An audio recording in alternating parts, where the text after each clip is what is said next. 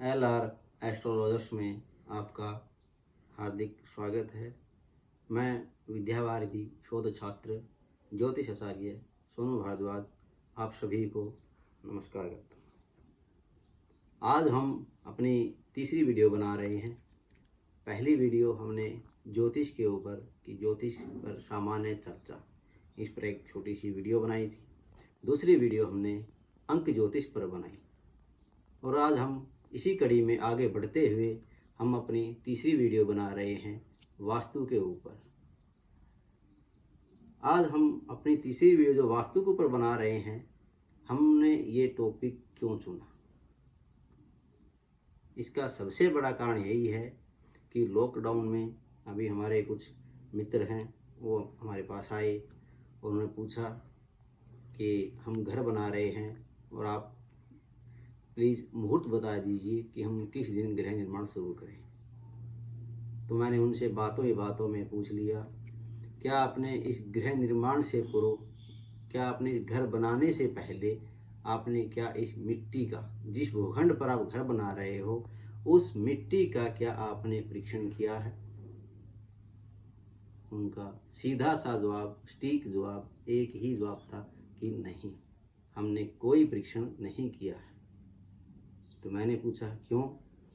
तो उन्होंने कहा कि सामान्यतः यही होता है कि पंडित जी के पास जाते हैं, मुहूर्त दिखाते हैं और पंडित जी हमारे कह देते हैं कि आप घर बना लीजिए। नहीं, ये सत्य नहीं है और ये ठीक भी नहीं है। क्यों ठीक नहीं है? क्योंकि जब हम छोटी सी चीज़ भी खरीदते हैं, चाहे मोबाइल हो, चाहे साइकिल हो, चाहे गाड़ी हो, चाहे कुछ भी हो, चाहे कपड़ा भी हो, हम किसी मार्केट में कपड़ा ले जाते हैं, उसकी भी हम ट्राई करते हैं, यानी कि उसका पहले हम परीक्षण करते हैं। तो क्या हमने जो हम घर बना रहे हैं, उस घर में हमने रहना है, क्या उसका परीक्षण नहीं होना चाहिए? बिल्कुल होना चाहिए। तो इसलिए घर बनाने से पहले परीक्षण करना बहुत ही ज़रूरी है। इसलिए इस लॉकडाउन में हमने एक यही सोचा कि जो घर बना रहे हैं गांव देहात में, वो अच्छे ज्योतिषियों के पास नहीं जा पाते हैं, तो वो इस वीडियो को देख करके एक छोटी सी अपना परीक्षण कर सकते हैं, छोटे से सूत्रों के द्वारा, छोटी सी जो परीक्षण प्रणाली है उनके द्वारा। पहले तो मैं बता देता हूँ कि वास्तु है क्या। साधारण, सिंपल, सरल शब्दों में बताता हूँ। यत्र जनाः निवसन्ति तदेव वास्तु, अर्थात लोग जहाँ रहते हैं, जहाँ वास करते हैं, जहाँ निवास करते हैं, जहाँ बसते हैं, उसको वास्तु कहते हैं। अब बात आई घर बनाने की। घर की सबको जरूरत होती है। क्यों जरूरत होती है? क्योंकि हमारे शास्त्र, पुराण, वेदों में, उपनिषदों में कहा गया है कि परगेहे क्रीताः स्रोत समार्थ क्रियाः शुभाः निष्फलाः सूर्यतस्तासां भूमि स फलम अश्नुते।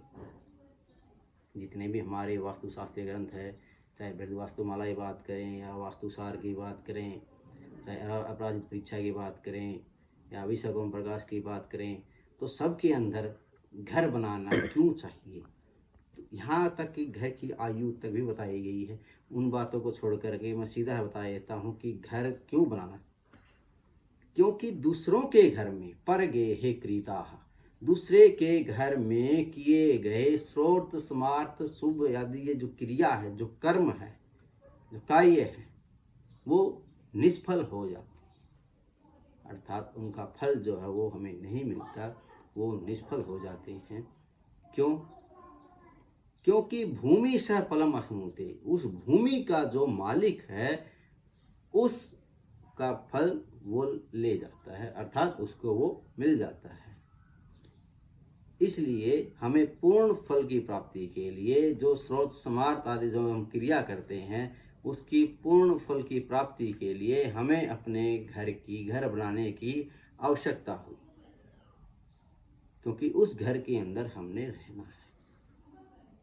तो हम बात करते हैं कि उस घर बनाने से पहले उस भूमि का, उस भूखंड का, जो हमने वो भूखंड चयन किया है, जो प्लॉट हमने चुना है, जिस प्लॉट के ऊपर हमने अपना घर बनाना है, उसकी जो भूमि है वो कैसी होनी चाहिए ताकि वो हमें शुभ फल प्रदान कर सके। जो अपने निश्चित किया है कि जो हमने ये डिसाइड किया कि हमने यहाँ पर एक घर बनाना है, तो उस घर जहाँ बनाना है उस मिट्टी को, अर्थात वहाँ पर आप एक हाथ गहरा गड्ढा खोदिए, जो एक हाथ गहरा गड्ढा हो, चौड़ा हो, और एक ही हाथ यूँ, उस एक हाथ गहरे चौड़े गड्ढे को आप खोदेंगे। खोद करके आपने जो मिट्टी बाहर निकाली है, आप पुनः वो मिट्टी उस गड्ढे में भरिए। अगर गड्ढा भरने के बाद अगर मिट्टी बच जाती है तो वो भूमि रहने लायक है, शुभ फल देने वाली है। अगर मिट्टी थोड़ी सी बचती है या बराबर मात्रा में रह जाती है तब वो मध्यम फल देने वाली है। अगर मिट्टी शेष नहीं रहती और जगह शेष रह जाती है तो उस भूमि पर वास करना उचित नहीं है। दूसरी बात, आप उस गड्ढे के अंदर पानी भरिए। पानी भरने के बाद आप 100 कदम दूर चले जाना और फिर वापस लौट करके देखना क्या वो पानी उतना ही है जितना आपने भरा था, या कुछ कम हुआ है, या सूख गया है। अगर पानी ज्यों का त्यों बना हुआ है तो बहुत ही बढ़िया भूमि है, बहुत ही अच्छी भूमि है, रहने वास करने योग्य भूमि है। अगर पानी की कुछ मात्रा कम हुई है तब भी वह मध्यम फल देगी। अगर पानी सूख गया है या वो जमीन पानी पी गई है तो वहां पर वास करना उचित नहीं होगा। तीसरी बात, आप गड्ढा जो खोदा हुआ उसमें पानी भरिए। सुबह आकर के देखिए कि पानी है तो बहुत अच्छी बात, वास योग्य भूमि। अगर थोड़ा सा या गीली मिट्टी है जिसमें गारा बोलते हैं, अगर वो है तब भी अच्छी बात है। अगर उसमें बीचों बीच दरारें आ चुकी है या सूख गई है या पूरा पूरा पानी अंदर चला गया है, ज़मीन ने सोख लिया है, तो वो भूमि वास योग्य भी नहीं है। तो ये सिंपल जो छोटी छोटी मगर मोटी बातें हैं भूमि परीक्षण की, ये हम घर पर हम खुद भी करके देख सकते हैं। फिर हमने जो देखना है कि जो मिट्टी है अगर हम उस पर बीज डालकर देखते हैं और वो बीज अंकुरित हो जाता है तो वो भूमि फलदायी है। अब इसके बाद हमने देखना होगा कि भूमि का वर्ण कैसा है। जिस भूमि पर हमने वास करना है उस भूमि का वर्ण कैसा है, ब्राह्मण भूमि है, क्षत्रिय भूमि है, वैश्य भूमि है या शूद्र भूमि है, उस वर्ण के अनुसार हमने उस भूमि का चयन करना है। गंध के अनुसार कि उसकी गंध कैसी है, वहाँ पे सुगंध है या दुर्गंध आ रही है, तो उसके अनुसार भी हम भूमि का चयन कर सकते हैं।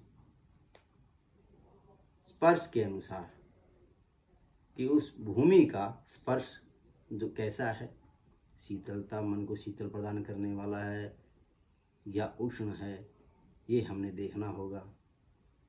उसके बाद एक विधि आती है, स्वाद कैसा है, कि उस जहाँ पर हमने निवास करना है उस भूखंड की, उस प्लॉट की, उस ज़मीन की हमने थोड़ी सी मिट्टी उठानी है, उसका टेस्ट करना है, स्वाद चखना है कि वो कैसी है। वो हमने खा करके देखनी होगी। बहुत से वास्तुशास्त्री जो होते हैं हमारे, वो साथ में पानी के बोतल भी रखते हैं ताकि जैसे हमारे जैसे कई बहुत सारे होते हैं जो टेस्ट का नहीं पता लगा पाते हैं, मिट्टी हुई होती है, तो वो खाकर देखना पड़ता है और फिर पानी पीते हैं कि हाँ उसका स्वाद कैसा था। तो उससे भी हम परीक्षण कर सकते हैं। शब्द के अनुसार कि जो भूखंड है जो हम बना रहे हैं वहाँ पर शब्द कैसा, यानी कि ध्वनि कैसी आ रही है, आसपास जब हम परीक्षण कर रहे हैं तो वहाँ पे जो शोरगुल हो रहा है वो कैसा है, जो ध्वनि आ रही है, जो आवाज़ें आ रही हैं वो कैसी हैं, शुभ संकेतों वाली है या नहीं है। शकुन, शकुन बड़ी मान्यता है कि जब हम भूमि परीक्षण कर रहे होते हैं, भूमि खुदाई कर रहे होते हैं, उस टाइम पर शकुन कैसे हो रहे हैं, अच्छे शकुन हैं या बुरे शकुन हैं, तो हमने उन शकुनों को भी देखना पड़ेगा। और सबसे बड़ी बात यह है कि हमने उस भूमि परीक्षण में जहाँ पे हमने रहना है, इन परीक्षणों के बाद मुहूर्त की बात आती है, यानी कि मुहूर्त से पहले हमें ये देखना होगा कि भूमि शयन तो नहीं है। जहाँ हम भूमि परीक्षण कर रहे हैं, जहाँ हमने घर बनाना है, घर बनाते समय जो नींव भरते हैं उस टाइम पे हमने ये देखना होगा कि कहीं भूमि शयन अवस्था में तो नहीं है। आप सूर्य नक्षत्र से भी आप भूमि शयन देख सकते हैं। मास विचार भी करना पड़ेगा कि किन किन मासों में भूमि शयन होता है, क्योंकि घर बनाते समय भूमि जागृत अवस्था में होनी बहुत ही जरूरी है, इसलिए भूमि शयन का विचार करना पड़ेगा।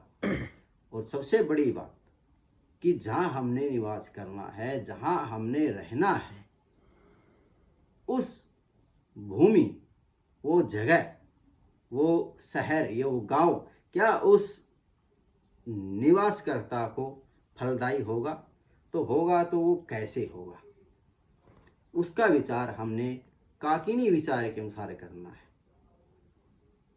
कि काकिनी विचार से हम ये पता लगा लेते हैं कि ये जो ग्राम राशि है या नाम राशि अर्थात परीक्षाकर्ता की जो निवास करता है, कि दोनों में पावरफुल कौन है, शक्तिशाली कौन है।